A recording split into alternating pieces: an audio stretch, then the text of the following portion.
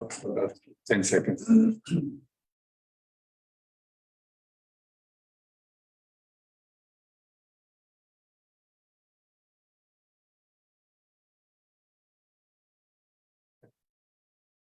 Good evening, everybody. Good evening to the gallery, to the virtual gallery. Good evening, councillors, general managers, and CEO. We have standing for the acknowledgement of country, please. I'd like to acknowledge and extend my appreciation to the Dja Dja Wurrung people, traditional owners of the land that we are standing on today. Today, we pay our respect to leaders and elders, present and emerging, that they hold the memories, the traditions, the culture, and the hopes of all Dja Dja Wurrung people. Now for the prayer. Almighty God, we ask you to be present in this council, direct and guide our deliberations. We ask you to grant us wisdom and sensitivity as we deal with the business of Central Goldfields Shire. May each decision that we make advance the well-being of all our residents. This we pray. Amen. Thank you. Next seat. Councillor Murphy will be arriving, but something came up last minute and he'll be here very shortly. Are there any apologies? No apologies around the table. No leave of absence. Are there any disclosure of conflict of interest? None. And we need confirmation of the minutes from February the 28th, 2023. Have they been read, and councillors, are they true and correct? Yes. Confirmation of the minutes granted. Minutes of advisory committee and delegated advisory committees, none, and petitions, none. We'll go into the officers' report. We'll go into item 8.1, project. The finance report. I know, I heard you had troubles getting it. 8.1, the purpose of this report is to advise council on the financial performance for the year to date and how it is tracking against adopted budget, noting any material differences. Do I have a mover of this? Councillor Murphy. I'd just like to move the recommendation that council receives and notes the attached financial report for the period to the 28th of February 2023. Thank you, Councillor Murphy. Do I have a seconder? Councillor Lovett. Councillor Murphy, would you like to speak to this? Yes, I'm always into the finance side of it, and I'm like to give the other councillors to we worked hard on this as usual. There's some things in here which interest me. The operating grant shows an additional 0.8 million in revenue. This part particularly offsets an increase in materials and services costs. Now, some examples include the flood support grant, the art gallery regional collection access grant, the kindergarten master plan grant, which is a very good grant and a very good situation. The road trip grant, the energy breakthrough waste management grant, Maryborough Castle Carlton Grounds urban residential land development grant. Living libraries, play space, and the council along the Lydia Reserve Netball Courts redevelopment. More money coming in. Very good, very good. So as you go through this, if there's a good situation and the balance sheet is a very good balance sheet. So over the last 2 years, I really haven't had any big issues with the way our finance is going. I'm very happy the way our general manager of finance has put this together with his team, and I'm into the bottom line, and our bottom line looks good. I'm happy with it, and I'd like to recommend it. Thank you, Councillor Murphy. Councillor Lovett, would you like to add to that? Thank you, Madam Mayor. Following on from Councillor Murphy, I note that the operating result for the period ending 28th of February shows a surplus of 8.8 million. Throughout the months and constantly, cash flows are monitored on a regular basis. What interests me, I note that we have employee benefits with a provision of $3 million, and of this $1.9 million is made up of long service leave. Monitoring of employee provisions is crucial for any organisation, and I'm pleased to note that currently we're implementing improved processes being put into place so that we can get regular reports on this level. Balance sheet remains strong with a strong cash position, including $12 million invested in short-term deposits. I personally think this is a very smart decision, but unfortunately we're suffering from low interest rates in terms of dividend for that investment. Council's financial position at the end of February 2023 is sound. However, it's pleasing that the executive team are steadfast in monitoring income against expenditure, as well as at completion of each major capital works job, costs are checked very closely against the budget to ensure that we remain on track. But overall, a very pleasing position to be in. Thank you, Madam Mayor. Is there anyone against this motion? Anyone else like to add their comments to this motion? I'll put it to a vote. All in favour of 8.1? Unanimous. Thank you. Item 8.2. This is plan and scheme amendments, C34 omnibus. I've got a question. Certainly, Councillor. And questions directly to you. The question is directed to the General Manager, Infrastructure, Assets and Planning. So the question that I have with regards to the omnibus is with regards to sorry, it's up in my document. I'll put it on my. Thank you. I just needed to open the document. I thought I had it all prepared and ready. So the question with the General Manager Infrastructure is with regards to one specific clause within the document presented tonight, and that is with regards to Carisbrook. So as Fellow Board Councillor, I would appreciate information about the position of Central Goldfields Shire regarding the management of residential development in Carisbrook. It's an established fact that Carisbrook proper has been developed in a floodplain. That's a historical fact. Can you get the question, Councillor? Yeah. So the question is that 11.03 in this amendment states that it contains the following statement: ensure residential development within the township boundary of Carisbrook. Looking at the map provided in the document, the township boundaries are within the identified floodplains. So my question is the position of Central Goldfields Shire regarding the management of residential development in Carisbrook. Do you understand that question?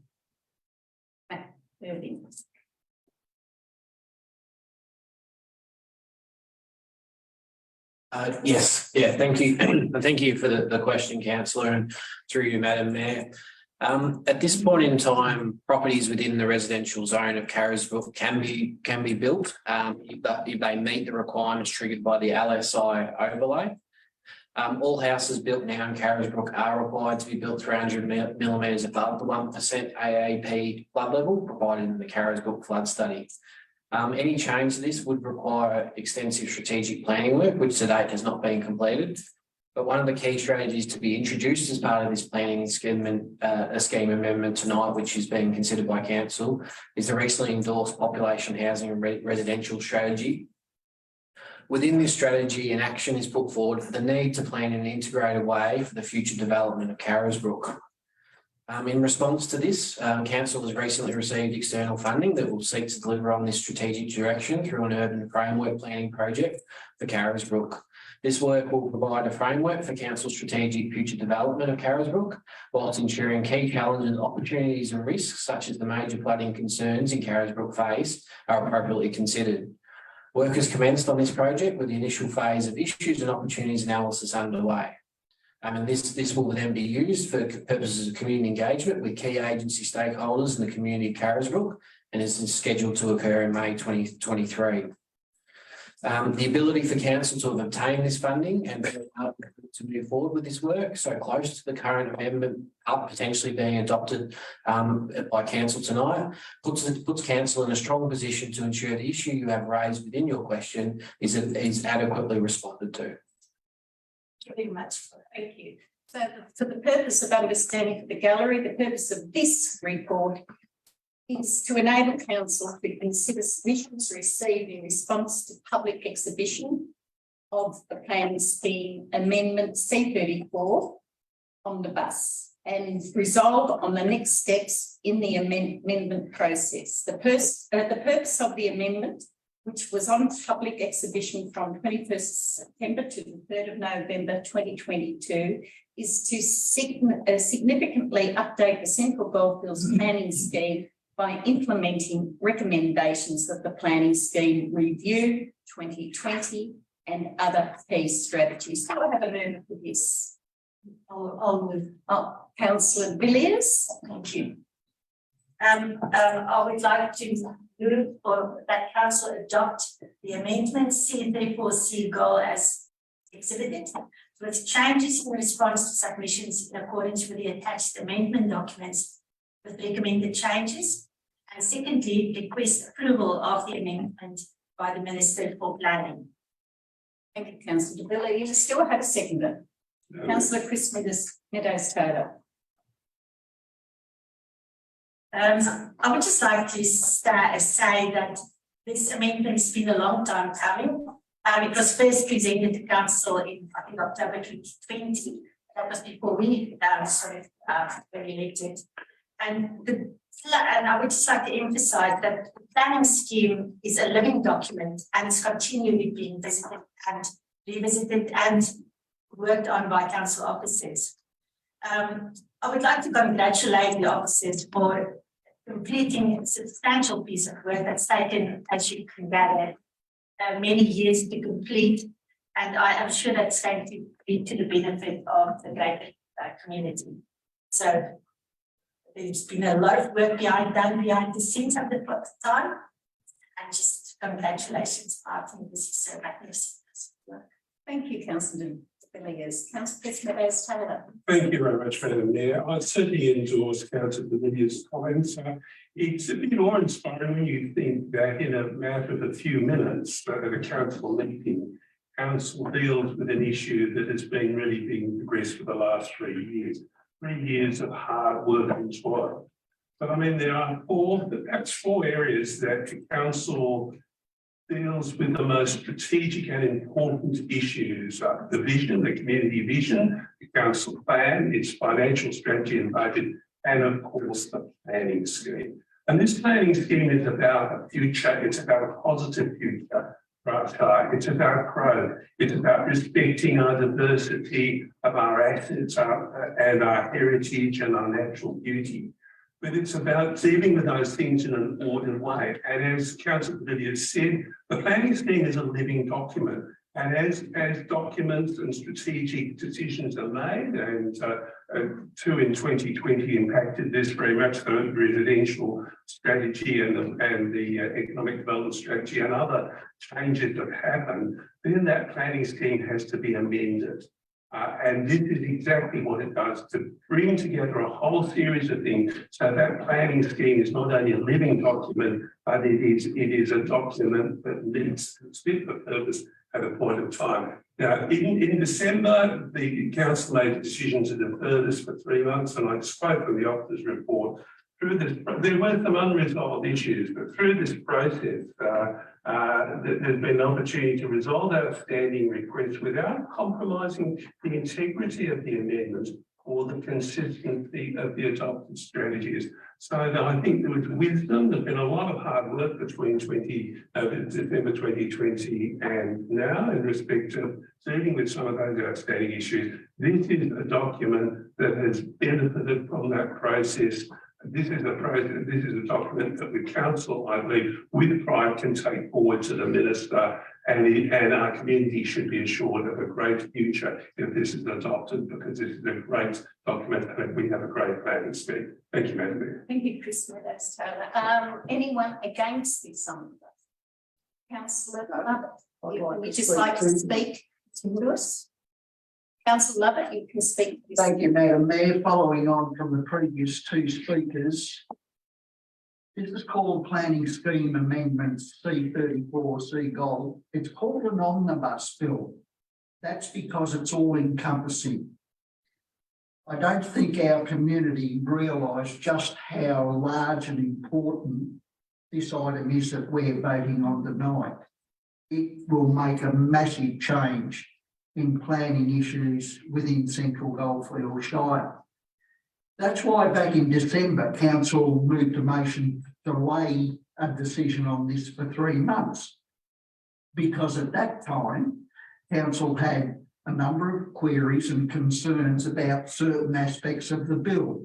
I have to say, in the intervening 3 months, a considerable amount of work has been done to overcome all those queries, all those concerns to council's satisfaction.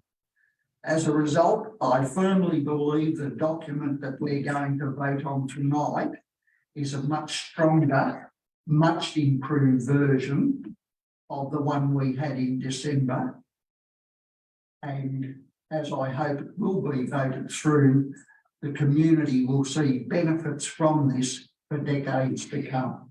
Thank you very much, Matt. Thank you, and I can certainly reiterate what you just mentioned. It has been a long journey, and there has been times when we didn't quite understand as a council, and we persevered with the officers with their explanation, and I'm thrilled that we got to this stage. Thank you very much, very much. Thank you to the team. Thank you. Anyone else wish to speak? Councillor Murphy. Also, I'm going to reiterate to 3 councillors that speak before me. I think the things that we don't realise sometimes as councillors and the community is that the massive amount of work that goes into this. You know, we can have ups and downs, and we can have situations where councillors and the officers are butting heads, but eventually what happens is it comes out and we get this good piece of work. There's a massive amount of work in there, and I just really want to thank General Manager Matthew Irwin and the manager of this area, Philip Shearer, especially, and their team for this work. It's not just something you put together. It's something that you have to know what you're doing. You have to know where you come from. You have to know your backgrounds.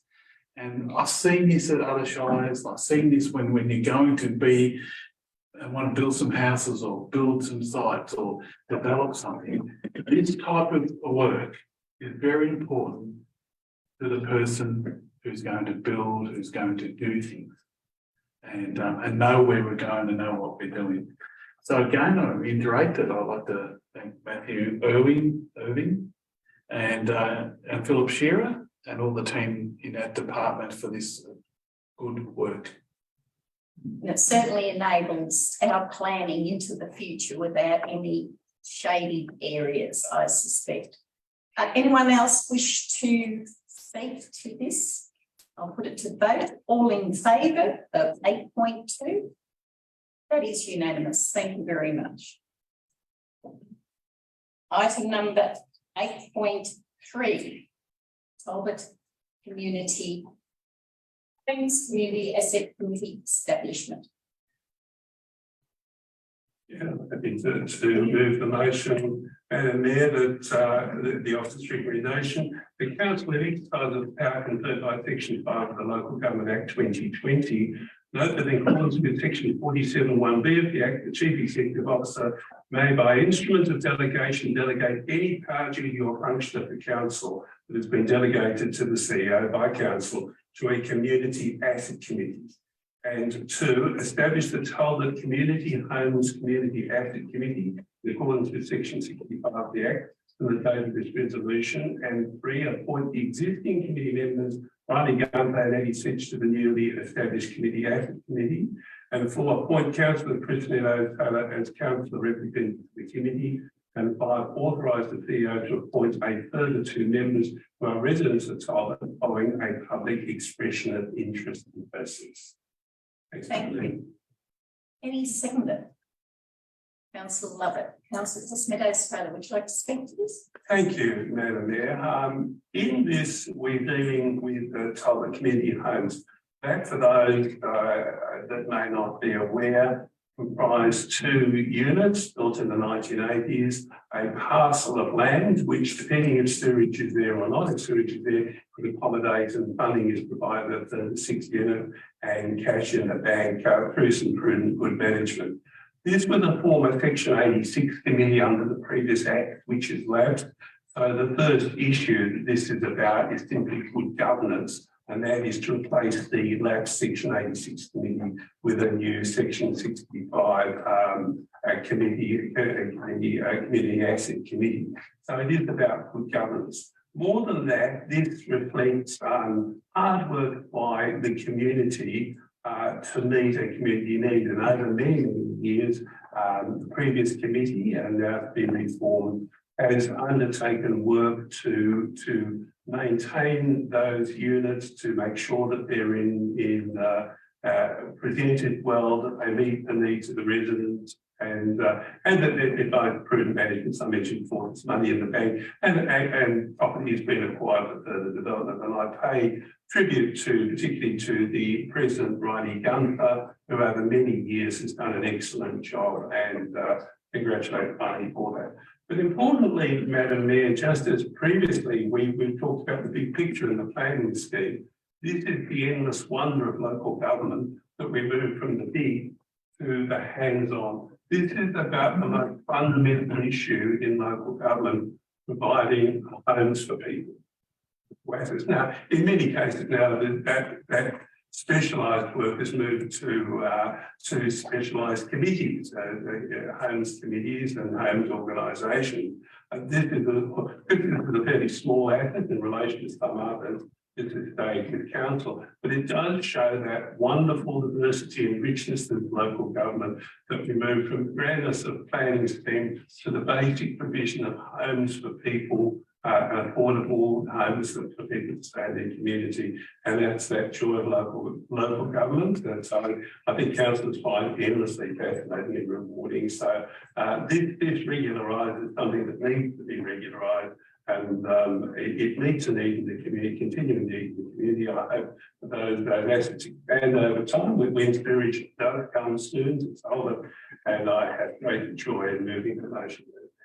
Thank you, Councillor. Councillor Lovett. I can only endorse everything Councillor Meadows has said, including our fervent wish that Talbot free sewer in the very near future.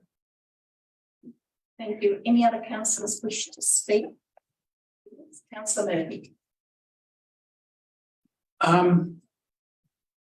This area was until we did this just now, when Section 86 to a cat and did this passing tonight. It's moving away from the risk that we may have had or may not have had. So it's interesting that this is, to me, a start of moving 86, other 86 communities, who may be non-existent or still going, to the CAT situation.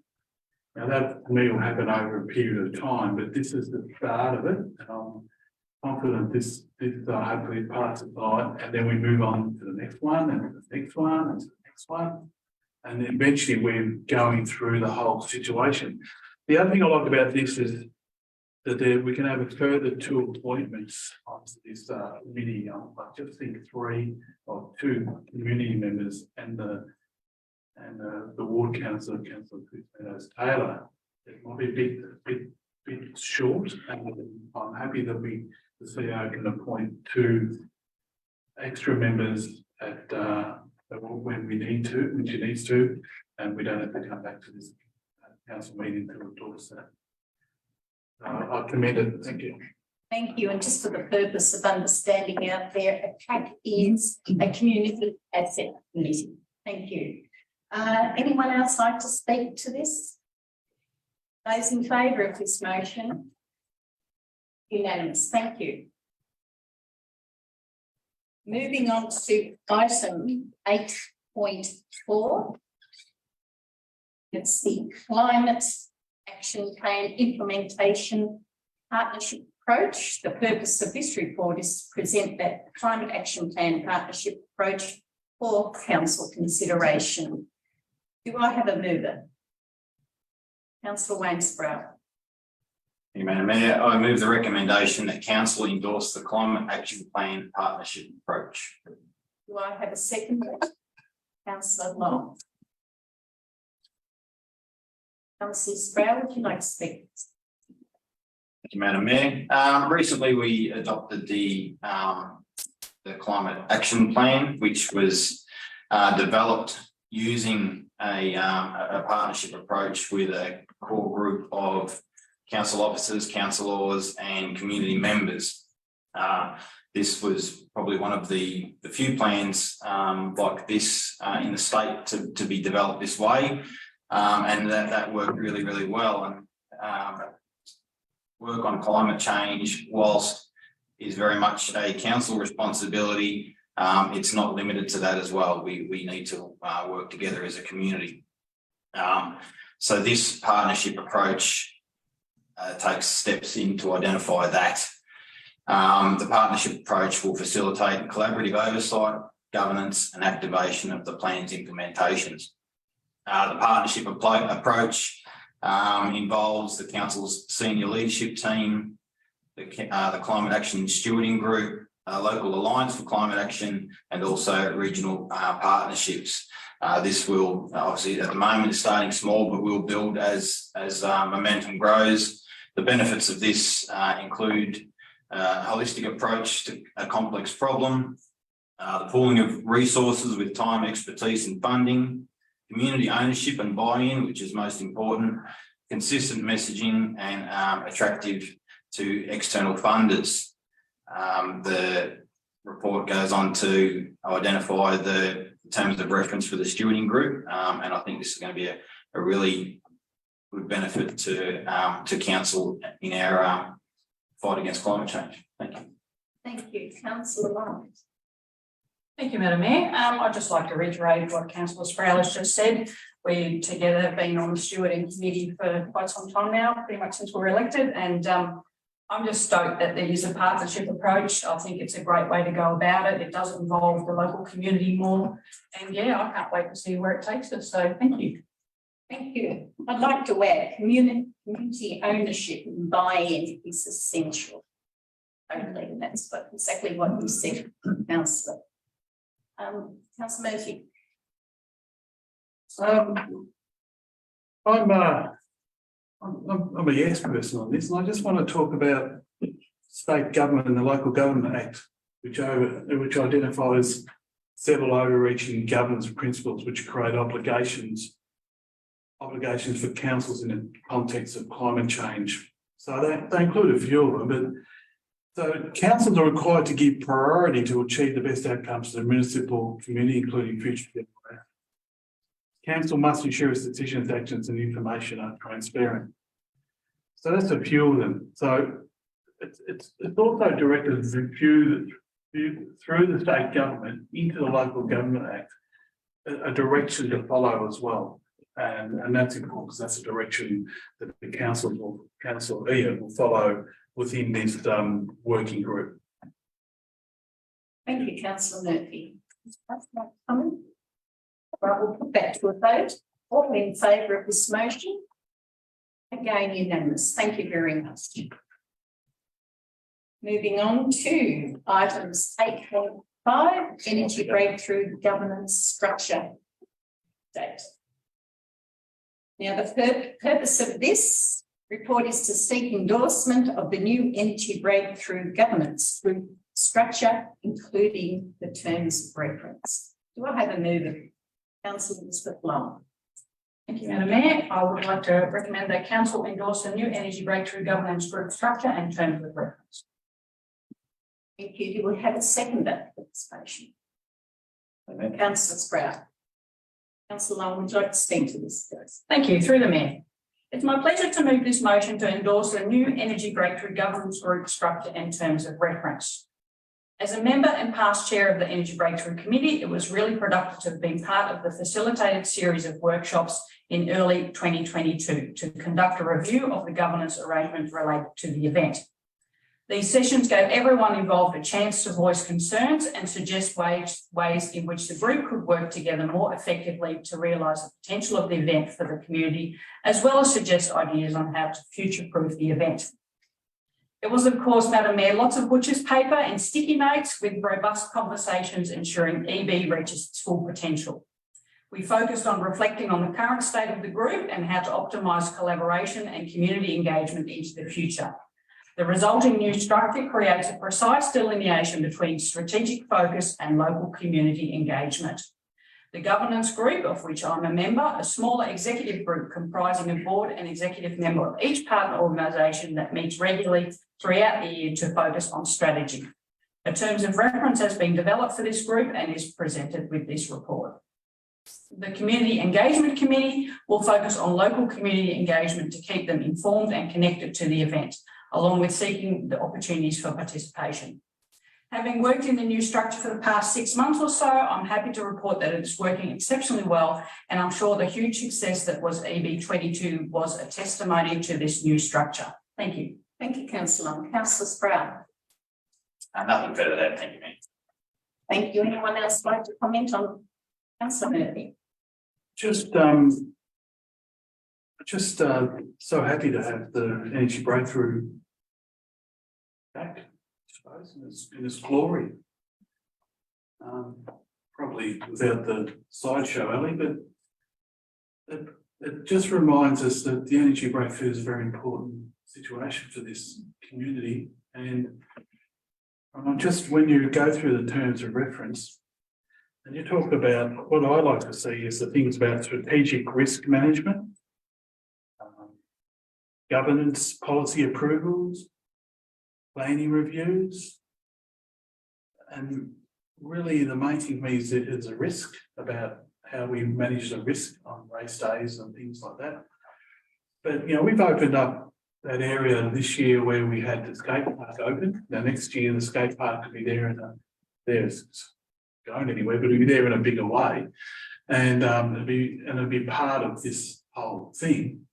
And so it's just a wonderful area to have the race and all the other things that happen with it as well.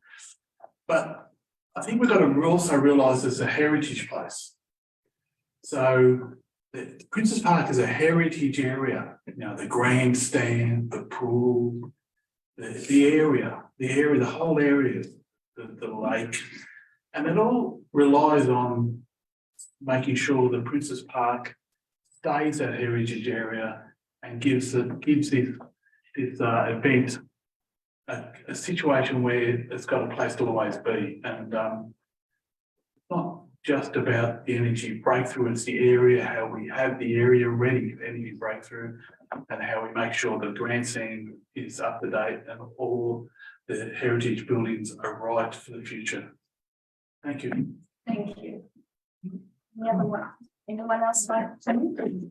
And that's notwithstanding tourism that's going to attract so much tourism to our shire that period of time in November. Thank you. Items number 8.6, flood recovery update. The purpose of this report is to provide council an update on the recovery. Point of order, please. Oh, sorry. Not asked for a vote.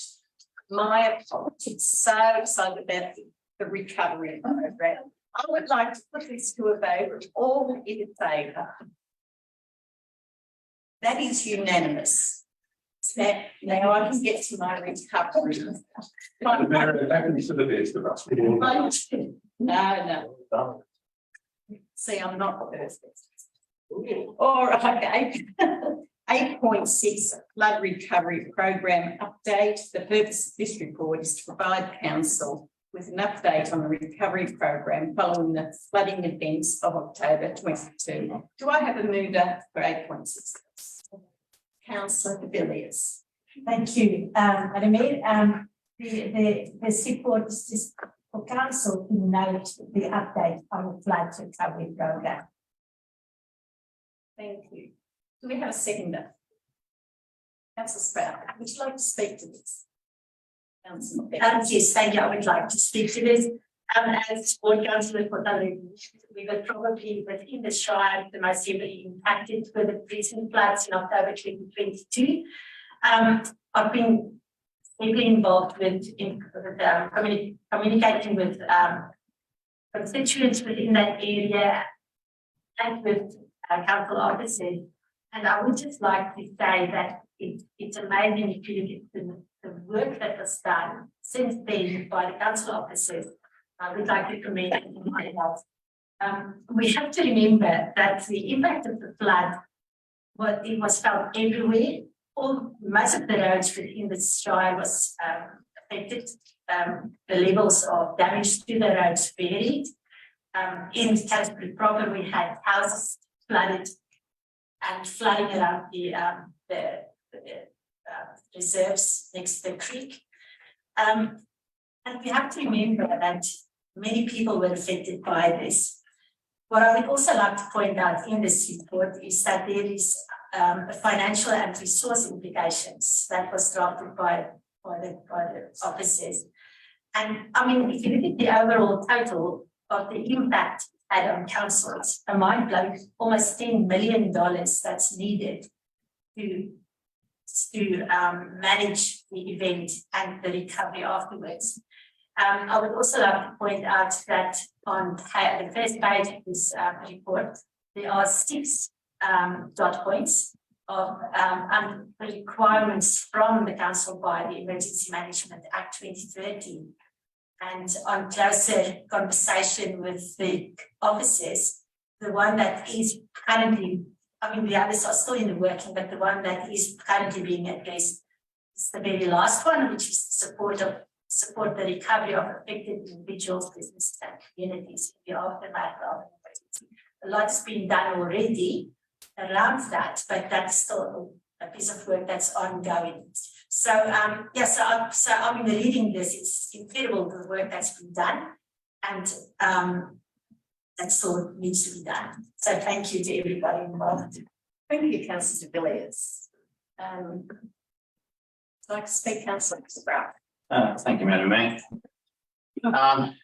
As Councillor De Villiers said, there's obviously it's a massive bill, and council obviously have to put the bill for a lot of that to start with, and then go through the timely process of trying to recoup that through the disaster financial assistance. So it's great that there's a list of work that you can see where the breakdown of costs and bits and pieces. And just want to take particular note that the little the asterisks at the end, these figures listed above are current budget estimates and are subject to change pending approval from the appropriate funding agencies. That's just an important note to make. Whilst these are estimates, they can change a little bit. Thank you. Thank you. Anyone else? Councillor Sarah. Thank you, Madam Mayor. Councillor Lovers and I go back a bit in time and went through the floods of 2010, 2011.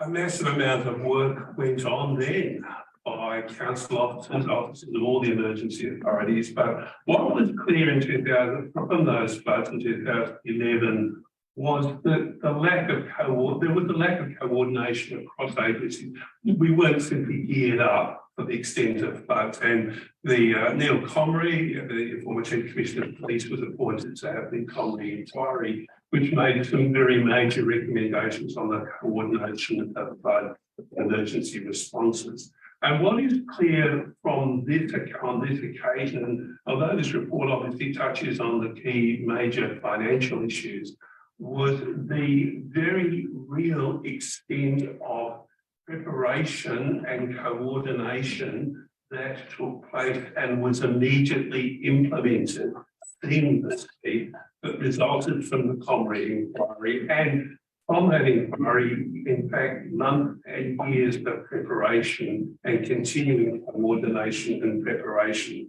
So it has paid off magnificently as we needed it to do, and into the immediate level of response the immediate response, the recovery process reflected what was really the years of preparation for that. No one ever wants these disasters, but the preparation over years pays off when they happen.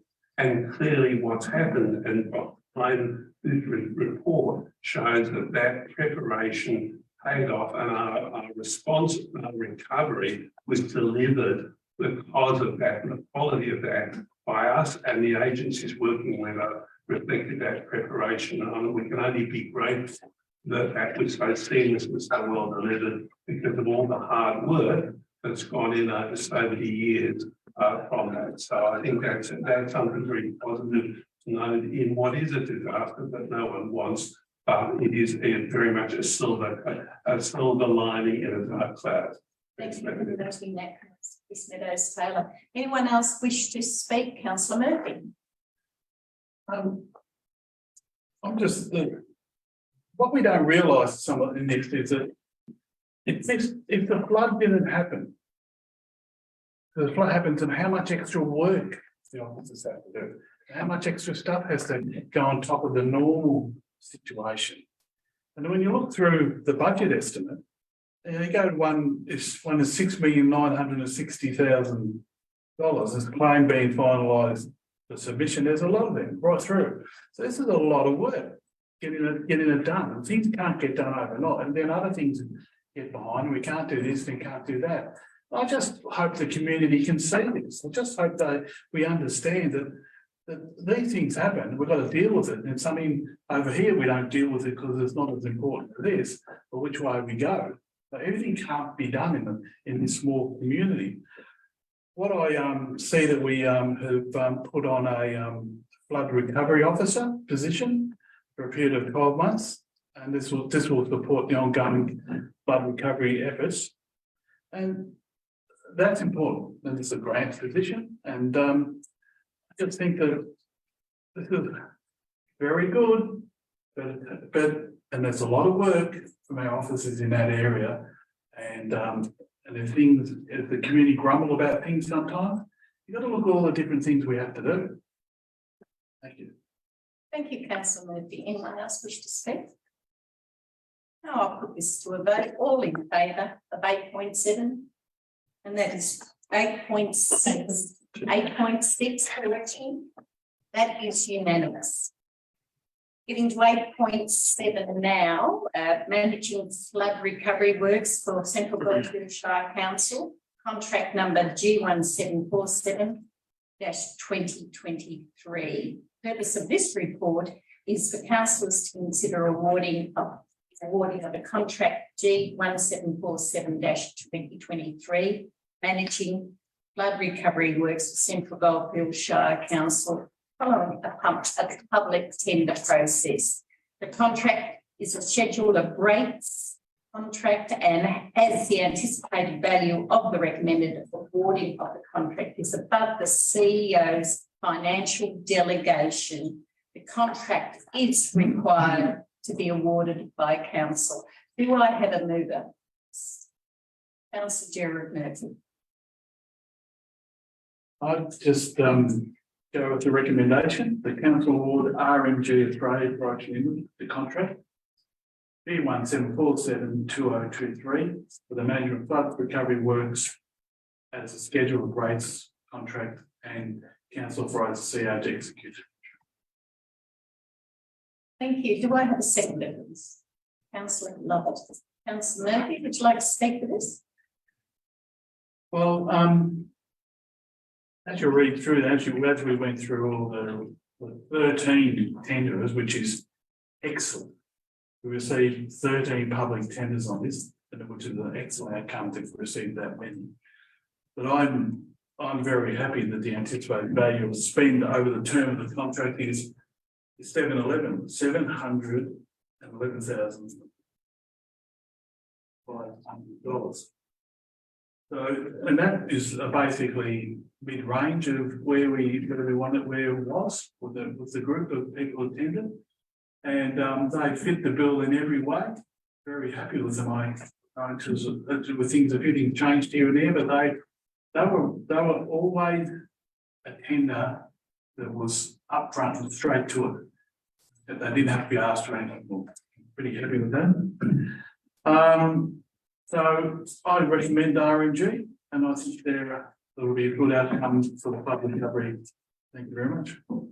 Thank you, councillor. Councillor, Nothing to add, Madam Mayor. anyone else like to comment on that? Put it to the vote, all those in favour? Unanimous, thank you very much. We now move on to item 8.8. Flood emergency works and civil. Panel of suppliers contract number G1760-2023. The purpose of this report is for councillors to consider awarding the contract G1760-23 flood emergency works, which is civil panel of suppliers following a public tender process. However, I've got a question. I think there's something discussed with our General Manager of Assets Engineering structure, Matt Irving. There is a few changes to discuss. Yeah, thank you, Madam Mayor. Just in relation to the recommendation, there's a couple of errors that we just want to bring to council's attention, and the council's been distributed the revised recommendation that there was incorrect. The title of the contract is actually G1760-2023 flood emergency work civil panel of suppliers. There was also some incorrect spelling of a couple of the suppliers, one being the Blue Peak Constructions, trading as Blue Peak Constructions Family Trust, and the Pipe Doctor Australia, which requires proprietary limited on the end. So those corrections have been made and distributed to councillors, but that was incorrect title and two companies in the recommendation in the original agenda papers. And councillors, has that been noted? Thank you. Someone like to move this motion? 8.8. Councillor Chris Meadows.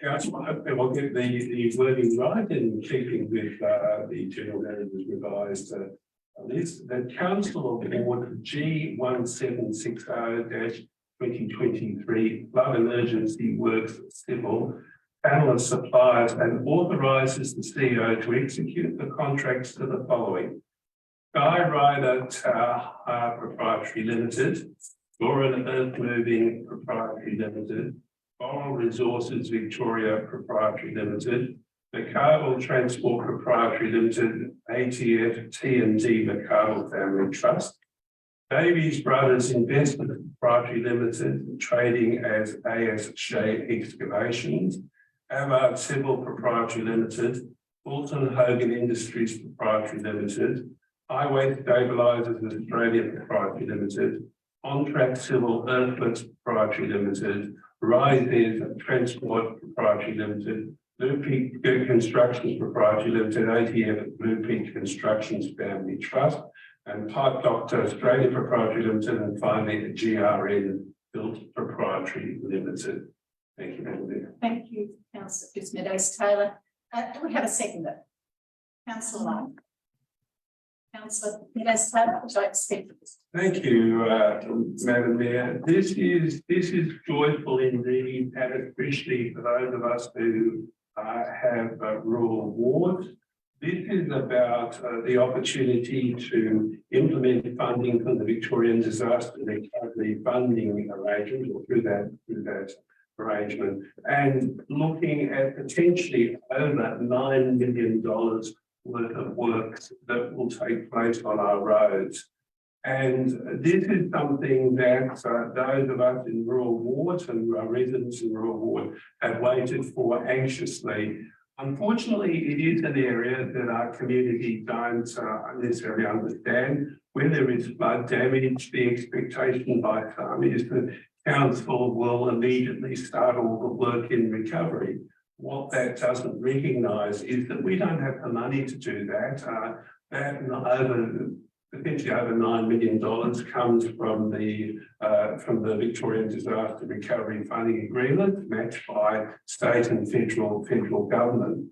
And that's a very detailed process to actually secure that funding. And our officers have been working endlessly now since the flood to do the assessments, to secure the funding and the approval for the funding to make that possible. Now, under our own public tender processes, we need to secure and go through a process which we've now done, which has resulted in this recommendation before us, which I've moved, that we actually appoint that panel. And the good thing about that panel, as the officer's report points out, is that it includes not only a range of contractors so that we have people and contractors available because we won't be the only ones in the business at this point of time looking at road repairs. We know that will be happening around Victoria.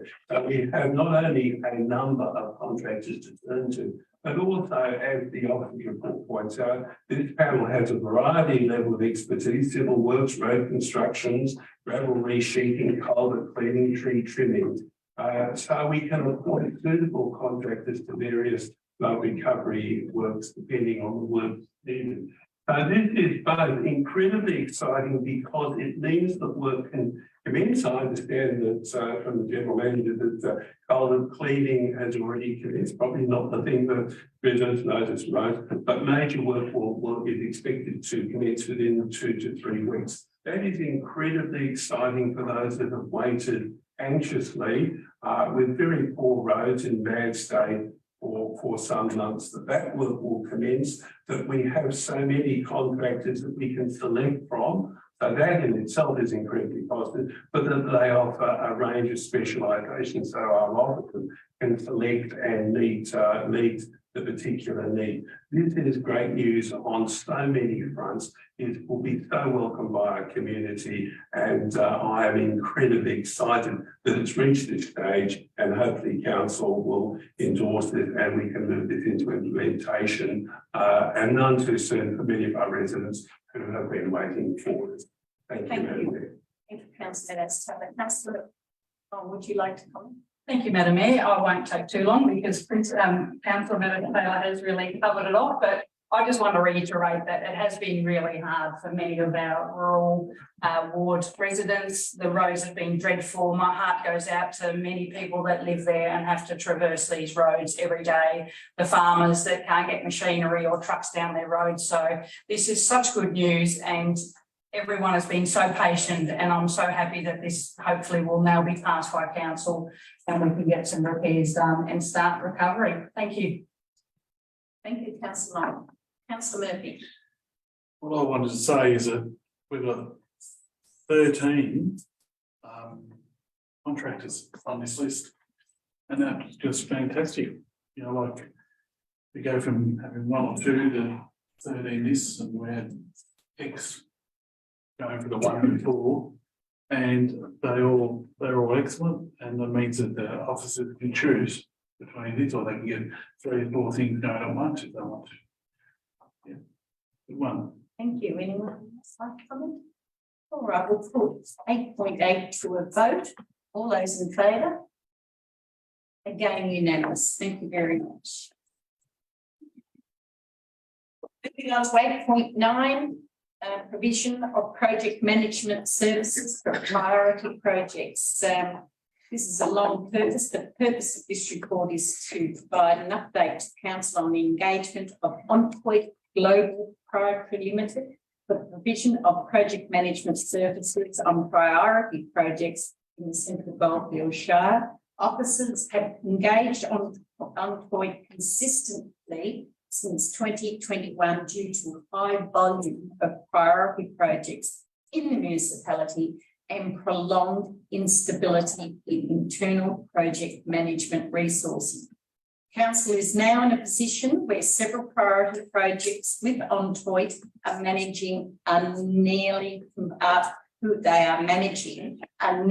in completion. However, Further extension is required to enable the successful close out of projects. The extension requires increases in the cumulative spend with this supplier beyond the delegation of the CEO, delegation on council's procurement policy, and officer recommending the council authorise the CEO to extend the engagement of Ontoit to ensure the best outcome for priority projects. Do I have a move for this?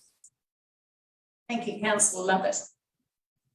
Thank you, Madam Mayor. I would like to move that council authorises the Chief Executive Officer to extend engagement with Ontoit Global Proprietary Limited in the provision of project management services, the total value of $201,305.28, including GST.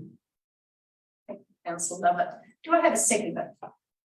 Councillor Murphy. Councillor Lovett, would you like to speak to this? Thank you, Madam Mayor. Council have engaged Ontoit since 2021 due to the high volume of priority projects running in the Shire. Many of these priority projects Ontoit are managing are now nearing completion. Final extensions are sought for Ontoit's engagement to close out the projects and deliver a positive outcome for the community.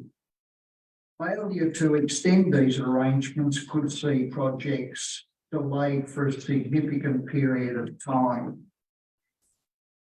Council's Independent Audit and Risk Committee have met to discuss this issue and endorsed the proposal, recommending that a 10% contingency be included.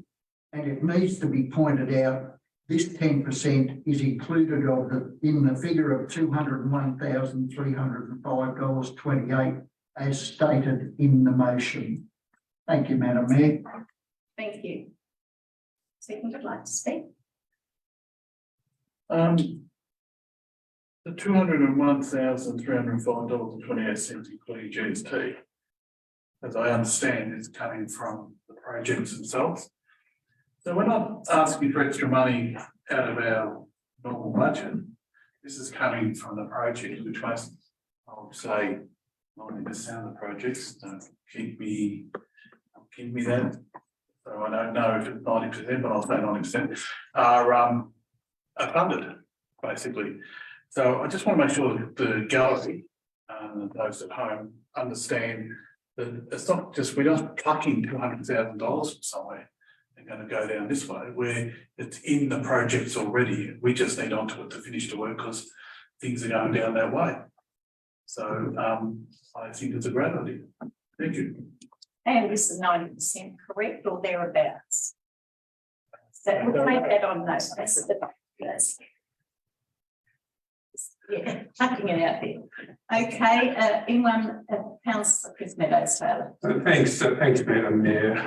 I think it's now well known within our community, this council, a lot of hard work has been particularly successful in France, and for our priority projects plan continue to seek and want to be continued in that success, and we've got much still to achieve. But part of that obligation, of course, is the project management of these and projects when we actually see them. And the work that Ontoit it does is part of that process. And I know when I was sitting at a mayor in the chair, we got some feedback from Regional Development Victoria, which was very pleasing that they were very particularly happy with our approach to project management and the delivery. Because so many of the grants come through, not all of them, a great number through Regional Development Victoria. And that is because of the hard work of our in managing and equipping, but it is obviously that contractual work and the bonds would have been a key part of that. So let's continue where we're clearly successful and as the proposal is, and continue because capacity for future grants and future success will depend on how the project manage the existing projects, obviously, and closely and expect by standing for us to continue. So this is part of that process. it's very good that this has the support of the Audit and Risk Committee, and certainly I'll be voting for it because I think it's part of our continued success and needs that hard work and that partnership needs to continue. Thank you. And I believe councillor Lovett, this did go to the Audit and Risk Committee special meeting for approval of this. Would you like to? You're correct, Madam Mayor, and they strongly endorse the process that we're following tonight. Thank you. All right, well, that's all our officers' reports. We'll put it to a vote. All those in favour of item 8.9? That's unanimous yet again. I saw your hand go up. All right, that's all, item number 8. Item number 9, notice of motion. There are nil. Number 10, urgent business. There's none. Confidential business, number 11, there is none. So I'd like to thank you. That's the meeting closure. Thank you all in the gallery. Thank you all virtual gallery for joining us tonight. Thank you, councillors, general managers, and our CEO. Good night. Meeting closed. Thank you. Yes.